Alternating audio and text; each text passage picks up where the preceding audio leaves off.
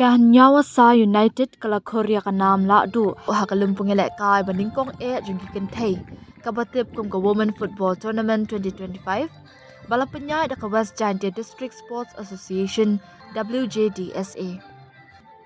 Kani ka nam lahduh kalawan hadin ba Kanya Wasa United kala penrem ya ka karpe diam da arla iway ha ka jingelek kai final kabala long hamadan kiang nang ba stadium juai ha ka khat santrik nai wiang. Haba pai syaka jinga kun joka kelas stem.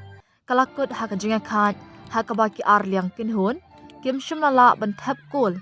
Wat la kila yo ihi katu kat niki kabu. Haka kalamir ka karpe diam kala yo ban penki jar ningkong. Daka kol kabala tap.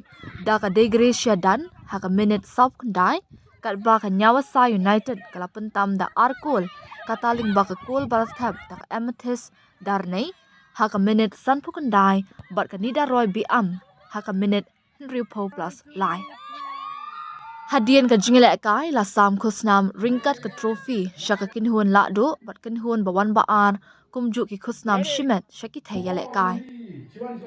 Ya kanam player of the match la yo da kanida roy ki biam jong Nyawa Sa United, top scorer dapimon khairim na lat thlabot, best goalkeeper nang penyar bharing klem Nyawa Sa United, but player of the tournament la yo da bayar bah nongrum jong ka karpe diam.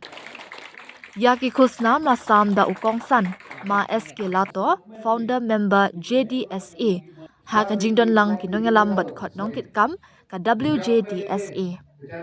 Apply ko he, musim ketiga nga majetis sama awen berpati oh siya itu yo sedang nak dua bila bol dua di cimutai selban they were really happy kerana bol na biar sekolah try kini tu saya dislike harga pilih kan dia mudah tu he nisnya pun bol sekor dan berapa biji lagi le lang haligan ga podi ga ni san house ni kasan snam chwa kam halan ga snam wa yo snam sup men snam to wa haru bo yo yang lang kam wa ni ga women football tournament yang ga WJDSA wa final